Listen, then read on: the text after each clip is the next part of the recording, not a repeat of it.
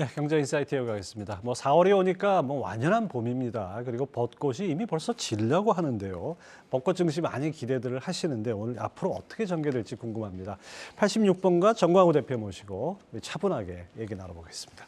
안녕하십니까? 네, 안녕하십니까? 우리 정 대표님 항상 말씀을 차분하게 하셔가지고 제가 이게 흥분했다가도 이렇게 가라앉는 느낌이 드는데요. 자, 시장에 뭔가 좀 희망적인 분위기가 확산됐다. 꽃피듯이 은행 리스크도 줄어들고 물가 상승세도 좀 둔화되고 물론 이제 유가가 다시 올라가지고 조금 이게 부담이긴 한데 전체적인 분위기상으로는 3월보다는 좀 나아진 그런 거 느껴지십니까? 네, 전체적으로 분위기가 그러니까 우리가 이제는 금융 불안정까지도 이야기를 했었는데 그 부분에 대한 우려가 좀 많이 가셔가는 것 같습니다. 일단 실제로도 우리가 숫자로 확인할 수 있는 것이 연준에서 자산 내역이 매주 공개가 되는데 이 자산 내역을 보게 되면은 이제 연준은 은행들의 은행, 그러니까는 최종 대부자라는 별명을 가지고 있지 예. 않습니까? 근데 은행들이 소위 말해서 급전을 빼다 써야 되는 그런 금액의 추이 자체가 한번 확 올라갔다가 SVB 사태 이후로요. 지금은 감소하고 있습니다. 예. 그러니까 그런 이제 측면에서 봤었을 때에 확실히 좀 은행 사태는 진정 국면으로 일단 들어가는 것 같다라는 거고요. 그와 함께 사실 정말 많은 투자자들이 갑자기 또 한번 굉장히 보수적인 포트폴리오로 포트를 변화시킨 게 보이더라고요. 예. 가령 예를 들면 뱅크 오브 아메리카에서 매달 펀드 매니저들 대상으로 이제 조사를 하는 게 있는데요. 거기에서 현금 비중이 다시금 한번 확 올라갔던 적이 있습니다. 근데 그 이후에 아마도 이제 너무나도 좀 위기감이 있으니까 예. 그랬겠죠. 근데 그 이후에 좀 내려오다 보니 그래서 좀 이런 최근에 매수세들이 다시금 이어지고 있는 것이 아닌가라고 그렇게 생각이 되고요. 그래서 전체적으로 자산 시장이 좀 안정을 찾는 느낌이다. 그렇게 보고 있습니다. 코스피 지수가 거의 2,500선에 근접을 하고 있고 지금 이렇게 상당히 좀 분위기는 좋아진 것 같은데 속된 말로 가는 놈만 간다. 네. 요즘 특히 이제 IRA 세부 지침 나오면서 2차 전지 관련해서 아주 긍정적으로 보는 시각, 낙관적인 시각이 아주 팽배한 것 같은데 꼭 이렇게만 볼 수 있는 봐야 될까요? 아니면 다른 여지도 있는 걸까요? 그러니까 저는 이거 자체가 증시 분위기가 좋아지고 있는 그 국면에서 나타나고 있는 현상 중에 하나다라고 생각을 합니다. 작년은 한번 되짚어 보시면 아무리 좋은 소식이 나와도 사실 힘을 못 썼습니다. 그렇죠. 근데 지금은 주도주라는 것이 가령 1월 달에는 이제 그 AI, 로봇이라든지 AI 이런 게 좋았고요.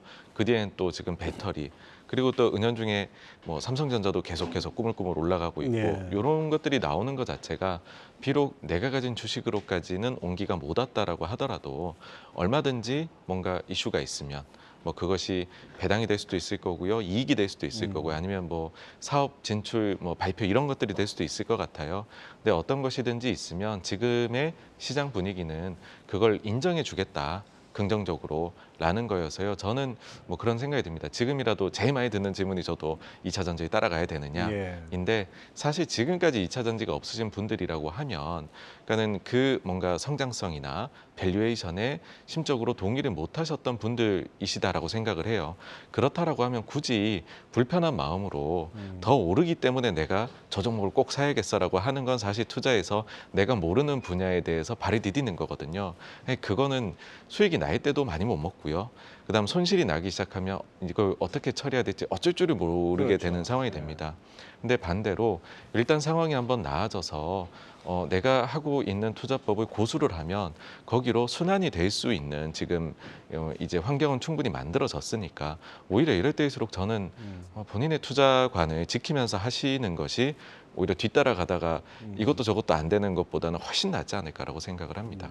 요즘 증권가에서 유행하는 유행어 중에 또 이런 게 나왔습니다. 반지의 제왕, 반도체와 배터리. 네. 2차 전지할 때 진짜. 그다음에 또 PBR이 개념이 바뀌어서 신 PBR로 해가지고 프라이스 투 북밸류가 아니고 프라이스 투 배터리 레이쇼라 이런 얘기까지 나올 정도로 그 2차 전지가 워낙 뛰다 보니까 소외감을 느끼는 분들이 많은 것 같아요. 그리고 사실 또 2차 전지 반도체가 이렇게 좀 상승하는 거는 외국인 자금이 들어와서 그렇지 않겠습니까? 근데 이게 좀 순환매가 되려면은 외국인 매수가 좀 더 강화돼야 되지 않을까 생각도 되는데요. 네, 그래서 외국인 매수세가 사실 정말로 강했던 게 뭐 작년도에 뭐 9월 이후로 좀 강했었다가 그 이후에 12월엔 빠졌다가 1월 달에 또 한번 강하게 그렇죠. 들어왔었거든요. 그때 보시게 되면은 대형주가 전체적으로 강세를 보였던 특징이 있습니다. 네. 그래서 최근의 경우에는 보시면은 뭐 이런 은행 쪽에 문제가 좀 생기고 그다음 또 최근에 너무 좀 급격하게 샀다 보니 외국인 자금이 들어왔다 나갔다 하고 예. 있습니다. 그럴 때에는 또 좀 대형주가 좀 쉬어가는 국면.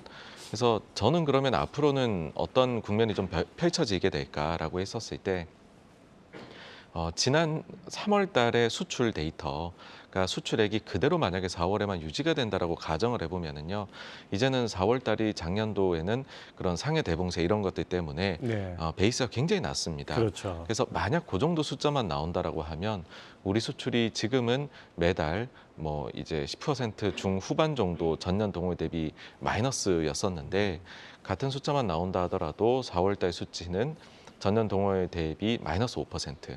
그 다음에 이제 영업일수를 고려하면 0%까지도 올라가게 됩니다. 그래서 여기에 더해서 뭐 지금 각종 선행 데이터들이 조금씩 올라가고 있는데 그 덕분에 뭐 중국이나 이런 데에서 오더가 조금 증가를 한다든지라고 하면 수출 쪽에서 생각보다 괜찮은 데이터를 우리가 4월에 보지 않을까라고 보고요. 그러면은 사실 이거는 관련돼 있는 것들이 우리나라 주요 이제 대형주들이 여기에 속하게 되어서 만약에 그런 그림이 펼쳐진다라고 할 때에는 또 한 번 이쪽으로 약간 색깔이 바뀔 수 있지 않을까. 소위 말씀해 주시는 좀 순환이 발생하지 예. 않을까라고 생각을 합니다. 네, 좀 더 키 맞추기가 좀 이루어져야 되지 않을까 좀 싶은 생각도 드는데요. 이제 곧 1분기 어닝 시즌이 개막합니다. 뭐 전체적으로 이제 기대치는 많이 낮아진 것 같아요. 숫자가 뭐 마이너스 상당히 두 자릿수로 나올 거다 이렇게 얘기를 하는데 어떻게 보십니까? 네, 시장에서 바라보는 거는 딱 한 가지입니다. 원래도 지금 2분기까지는 감익이 예상된다라는 게 한국이나 미국이나 예. 마찬가지인 원래 그냥 예상치이고요. 그랬을 때 하반기는 좀 좋아지겠지라는 거거든요. 그래서 이번 실적 발표에서도 실적 그 자체보다도 궁금한 것은 그래서 업황이 2분기가 최악이고 하반기부터는 회복 국면에 들어가는 우리가 기존에 그렸던 그 그림이 맞습니까? 라는 거를 제일 많이 물어볼 것 예. 같아요. 그래서 그 점에 만약 기업들이 지금으로 봐서는 그럴 것 같다라고 하게 된다면은 그러면은 지금처럼 기대감을 계속 좀 가져가지 않을까라고 생각을 하고요. 그렇게 봤었을 때는 이제 사실은 지금 미래 이익 추정치라고 하죠. 우리가 예. 뭐 12개월 미래 예상 주당 순이익 뭐 예상치 이런 것들이 우리가 어느새 시간이 점점점 지나가면 벌써 최악이라고 얘기하는 1분기는 지나갔고요. 2분기 같은 경우에 벌써 우리가 발을 내디뎠거든요. 예. 그러면 12개월 미래 예상치로 하면 이미 안 좋은 1분기가 빠지고 조금 기대해보는 내년 1분기가 숫자에 들어오게 됩니다. 그렇죠. 이런 식으로 우리가 아무것도 안 하고 시간이 점점 흘러가게 되면 나빴던 게 빠지고 미래 예상치에서는 조금 올라갈 것들이 계속 들어오면서 제 생각에는 미래 이익 추정치, 12개월 추정치가 지금은 횡보 국면이지만은 앞으로 2분기 중으로는 이제는 조금씩 올라가는 그림도 나오지 않을까라고 생각을 합니다.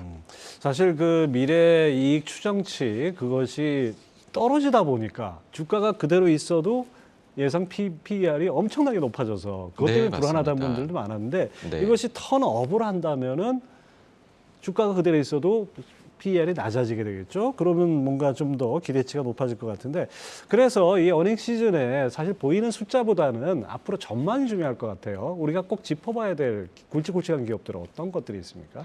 네, 대표적으로 결국은 뭐 미국의 플랫폼 대형 테크 기업들이 봐야 될 것이고요. 이거는 뭐 미국 주식을 하시는 분들에게도 당연히 중요할 것이고요.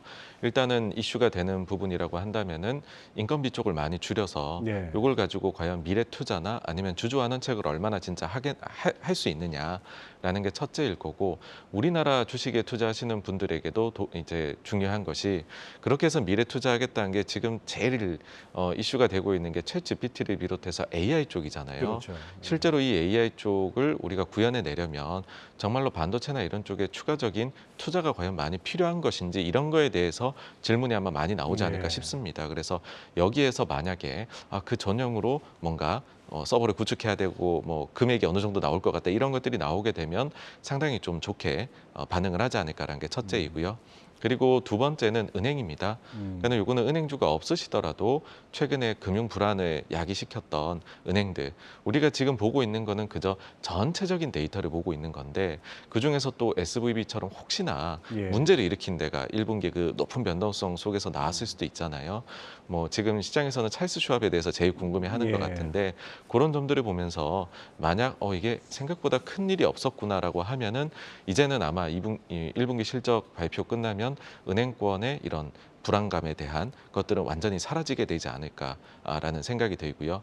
그다음 마지막으로는 재고입니다. 예. 그러니까 결국에 실적이 완전히 힘있게 좋아지기 위해서는 악성 재고의 조정이 끝이 나고요. 그 다음에 새롭게 이제 또 이렇게 고객들이 왔었을 때 신제품을 원할 테니까 그런 재고를 새롭게 쌓아 나가야 된다. 그런 환경이 되려면 재고가 충분히 줄어야 되거든요.